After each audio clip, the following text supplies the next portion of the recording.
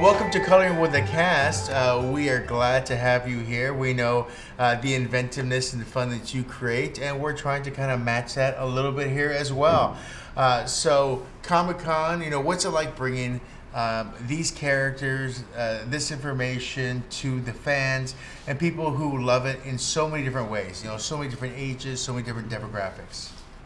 I mean, it's super awesome, but I think at the end of the day, it was mostly like we were making it because we love it. Do you know what I mean? This was a show that when I had gotten a call from my old executive at Warner Brothers, who was like, "Hey, do you want to make something with the Hanna-Barbera characters?" Like, absolutely, I love those characters.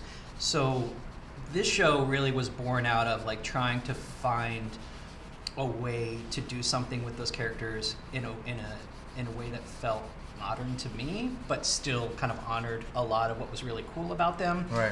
But making them funny and kind of a sensibility of the kind of shows that we like a lot. Right. And then basically just getting to play with all those toys. Right. And trying to sort of add as many of the different characters into it as possible. I think going into the later seasons, it really became that. Like, the show was always a core set of kind of 7 or 8 characters. Sort of had to whittle it down and say who's going to sort of anchor the show, right? Right. It's like Doggy Daddy and Augie Doggy, right? Yogi Bear and Boo Boo, yeah. and Cindy. Huckleberry Hound is the mayor. Jabberjaw, kind of almost this I Love Lucy type version, right. Remixed a little bit. And then kind of putting everybody else sort of around them in this kind of like Springfield Simpsons kind of world, right? And then that gave us really a core to kind of build all those stories off of. Sorry, I'm just like, hey. No, it's okay. Yes. Well, that's the point. By the way, there's sticker books and googly eyes and other things too. So, but like as we go into it, then it's something like, oh, what about this old character that we all love? How do we work this person into the stories? How do we start working this person into the stories? Going into the new season, we added this character Tube, which in the old series was called Tub. From Moby Dick, Tom and Tub. Oh, okay. Right, Moby Dick was like an old cartoon that was kind of like Flipper. Okay. And there were 2 boys who were like swimming with Moby Dick all the time, and one of them was called Tub, which I guess they called him that because he was fat. And I was like, that's not cool. So but we started thinking he could be a really funny character. I think it just started as doodles. Well, and I think you were just messing around with accents, and he was just doing this dumb German accent. Yeah. Oh, okay. So that's how. And one of our directors was like, "What if his suit just fills with cheese?" And we're like, "That's funny and completely random." And so a lot of the times, characters sort of evolved out of us just riffing on what would be kind of funny, because it's like, who remembers what Tub's character was? Nobody. Well, and that's a case of like, well, we're not really going to upset anybody who's going to miss like the classic version of right. Tub. You're not honoring him correctly. Yeah. Right. And so it's just like, well, this is funny and this makes us laugh, and so hopefully it'll make somebody else laugh, right? I think other characters, like for instance, Yogi going in, we're like, Yogi's Yogi. Of course. The biggest difference is that just now he works in a hospital as a doctor, but personality-wise, he should feel very familiar to the Yogi. Right. That it's just we flesh out a little bit more about him. Boo Boo, I think, needed a little more fleshing. Right. As a character, there were a lot of fun things to find, but that to me was kind of the magic of the show, saying like, what can I discover about these old characters that they didn't really dive into in the old days? They didn't really explore their personalities. They were just kind of vehicles for stories and for jokes, right? There wasn't a lot of information about their flaws and their desires and their insecurities and things that kind of like you like to build a comedy off of. Right. Well, back in the day, a lot of it was one-dimensional in many ways too. Right. Some of it was filler, some was stuff they were still testing out themselves. So you essentially get a chance to re-roll out and give them new life and personalities they never had a chance to have altogether too. So that's always fun. Yeah. Or a lot of times it would just be like, hey, Curly from the Three Stooges is funny. Let's just do Curly. Right. And you're like, okay, well, can we do something a little different than that now? But yeah, it really kind of like, to me, if people are worried about the changes, I mean, that's kind of what the changes came from. It wasn't like, oh, I dislike these characters, I want to change them. It was more just saying, what can we do with them that really gives them a unique personality when put with all these other dozens of characters on the show? Right. Because, everybody kind of has to feel different.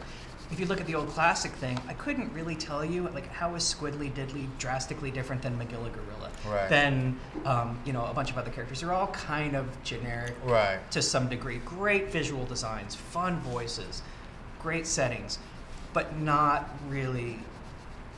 There's not a lot of texture to like who they are. Right. And so I think that was a case of like, all right, we kind of need to rethink a few of these characters so that there's not overlap and they really become distinct personalities on this show.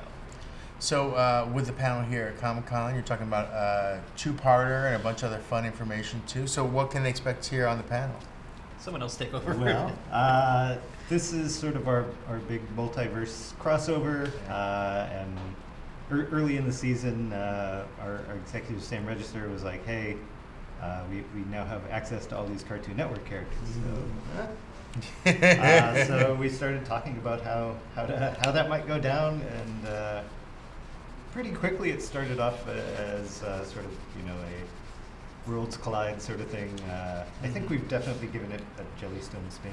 So Yeah, and I think part of the thing too was a lot of times when we would have characters show up on Jellystone, we would Jellystoneify them, whatever you want to say, like Right. basically draw them in the style of the show, Of right? course. So that they sort of fit.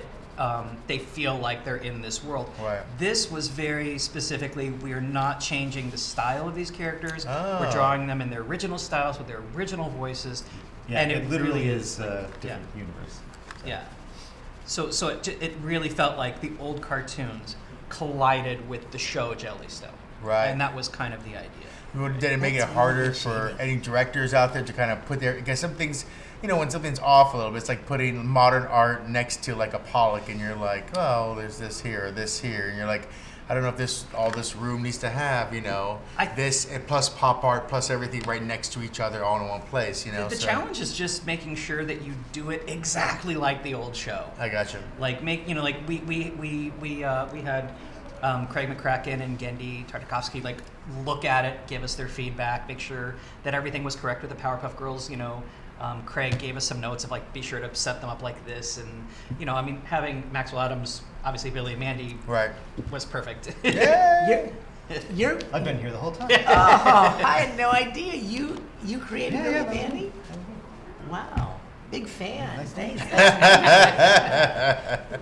And then getting Richard in the booth, it was just Yeah. it was such a joy to hear That was that, fun. to hear you and to hear Grimm and Mandy Yeah. together. It It was fun. made my heart swell. Well, and what's it like to kind of come back to those characters too? Because so many people live with those characters on a daily basis, and that's the one beauty about binging. Of course, you have DVDs too. Yeah. But the ability to somehow come across just an image and go, yes, that's what I feel like. Yeah, I mean, Billy had a lot of those. There's Billy's like the king of the memes, these days. But to step back into it, Right. 12 years after I'd done it, I've been fortunate because we travel a lot, we do conventions and stuff, so I Right. do the voices and still I'll be like, yeah, I like pie, destroy it all, right? Over and I over. still yell Hogar Yeah. sometimes. Mogar! Yeah. He's actually in it. Yeah, we did It do is in it. Mogar. Yes, In case Mogar yeah. is in it. That's right. Those. It was fun.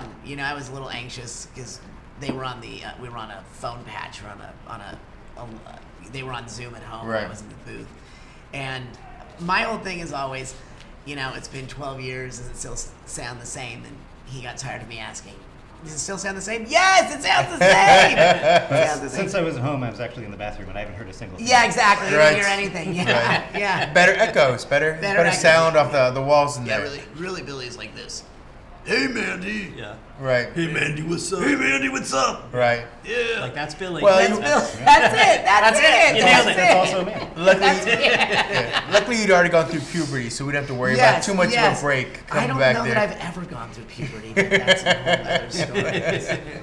This is it. This is as good as it But I gets. mean, for the thing that was awesome is for as much as I know we were excited hearing it, I'm like, oh, Right. if we're this excited, the fans are gonna be just sure. pooping Yeah. themselves with excitement, because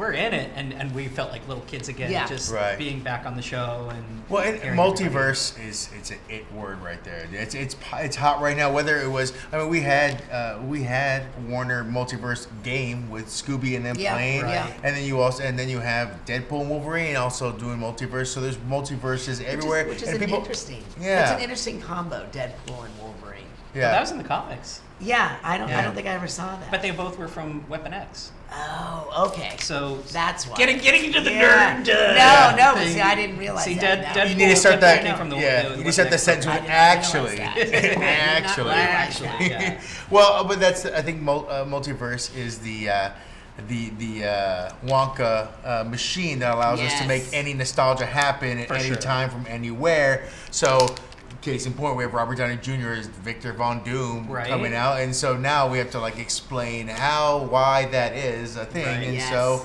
there we go. But now you get to do it in a cartoon world, which is a lot more fun as well too. And I think there's a shorthand to it that everybody kind of understands now too, which is you can just say like, yeah, there's just different universes and they all collide. Right. Yeah, we just Right. accept We only it. had 20 minutes to do the special. Yeah. Right. And that's sort of the one shame is we didn't have more time because there's so many characters. That can go Right. through. There were a few sweet scenes we had to trim or eliminate. Yeah, and you couldn't have as many cameos. Like, Why only there's a lot two of then? I cameos, guess is the but- question. They didn't want to go farther than two. It would have been there. It was just two was the magic number. That's a good question. I think it just comes down to we have a very limited budget and a very limited schedule. Right. And so all our episodes are 10 and a half, 11 minutes, right? Sure. And so I think we just look at this as just a double episode. Sure. You know, and it kind of just had to fit within the schedule of the series. We did it that way. It's one of those where you're like, oh, this could easily have been 4 episodes. We could have really had more side stories and more stuff, but you know, you take what you could do. And I think for us, then the focus really had to be on the Cindy Mojo love story. Right. That's really the focus that we were like, okay, anything else that's not around that has to just be really quick and fast because you have to be invested in their love story, and that's Right. going to be the core story of this episode. Well, and it's also something, you know, essentially you're grabbing a lot of other people's precious characters that they haven't got a chance to reconnect with or create stories with too. So Right. when you were talking again, Dee, and other people too, like what was it talking to them about things that maybe they missed upon or they wanted to kind of throw back into the ring, or even just say this is cool to have them have this story that I never got to kind of get to as well. The only note that we really got to that was, I mean, they mostly were just, like I said, giving us little technical feedbacks Sure. on specific things. I think, I mean, Craig wanted to use his original designs rather than reboot designs. Which we wanted. Makes sense. Yeah. Sure. but he did request that Oh, OG yeah. Bubbles beat up the new That is version true. of Bubbles. nice. And we're like, we will happily Nice. oblige. Nice. And we'll put that in there. So there's a Yes. quick little tiny background thing of her just Nice. bonking on. Right. But it's there. you Well, know. very cool. So yeah.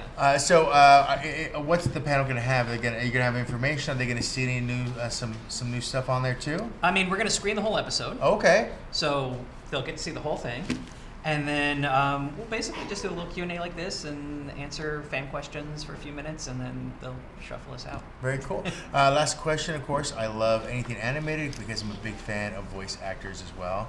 So, you know, have you ever? I had a chance to talk to people who, you know, met Mel Blanc and talked to all these, you know, people and worked with, you know, voice actors who used to come into studios with suits and ties and, you know, smoking while doing Yeah. whatever too. So, do you have any fun stories about, you know, voice actors or creators from back in the day that just kind of like stick out to you still? Yeah, it was on Billy and Mandy, and I had grown up on Sid and Marty Krofft, so I was a huge H.R. Puffin Stuff fan, and Lidsville.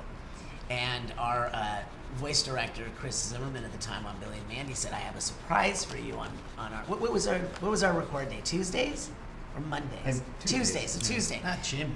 No. Oh. No. I would love to have met Jack Wild, but no.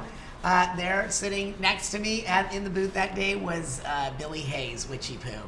Billy And- Hayes? Yeah, and I was so excited, and I did my Charles Nelson Riley hoodoo. And oh, hello, Weenie. Oh.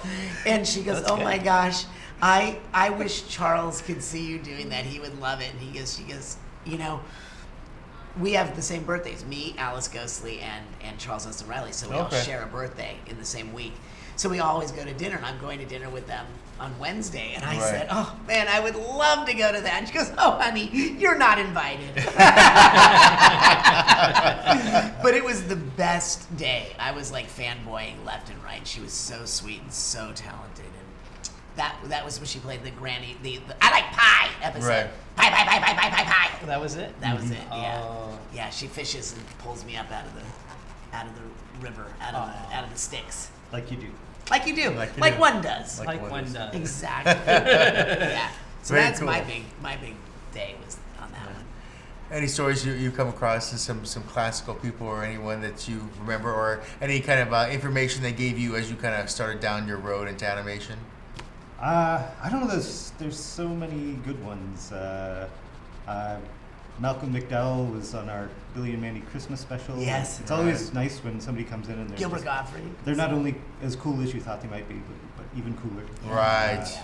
But even like there's just I new love- people on Jellystone, like Jim Conroy, who I never met before. Yeah, but Clay's been working a long I time. know. It's just you're always running into somebody Right. Yeah, we had a great very cast. cool and talented. And most of them we never got to work with in person. It was all Yeah. virtual. Right. I mean, I think for me one of the highlights was when we got to record with Richard Simmons. Oh yeah. Oh, Sure. okay. He was just always a sweet ball of energy. Right. You know, it was a lot of fun. Very cool. Well, I want to thank you for coming and coloring with us. Hope it was Yes. kind of relaxing and fun. We want to show what you guys did so far. Well, I'm very impressed. I'm Yeah. very Oh, impressed, yeah. I Yeah. like There's it. layers. This is of not so impressive, but it's, Frameworthy. it's I think. frameworthy. blue muzzle. Yeah. Yeah. I did the Google. Oh, yeah. Nice. The Google eyes too, and the stickers. That's Nice. great. See those Yeah. I did the Oh, yeah, red yeah. boo boo Classic. eyes. Oh, yeah. Yeah. Red boo boo eyes. Yeah. Well, I thank you for coloring with us. Classic boo boo. Classic Boo Boo. I hope you have an amazing time with the fans and enjoy Thank you. Comic Con. Thank you very much. Being here is great because they're open to everything and they want to extend it to whatever reality you guys can kind of create. So have a great time, enjoy Comic Con, and we'll talk to you again hopefully soon. Thank you. Thank you for It's a letting us pleasure. come. Thank you. Yeah.